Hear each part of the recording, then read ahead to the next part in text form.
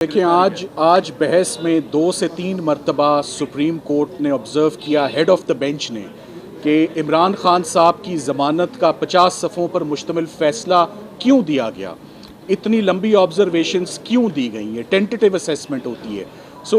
उनके रास्ते में बहुत ज़्यादा मुश्किलात, बहुत ज़्यादा केसेस बनाए जा रहे हैं, गिरफ्तारी एक के बाद एक मुकदमे में की जा रही है। अब देखना ये है, असूली तौर पर तो उन तमाम मुकदमों में आप देख लें कि इमरान खान साहब की तकरीबन इस मुकदमे में गिरफ्तारी से पहले हर मुकदमे में उनकी ज़मानत कबल अज़ गिरफ्तारी मंजूर हुई, यानी प्री अरेस्ट बेल उनकी एक्सेप्ट हुई।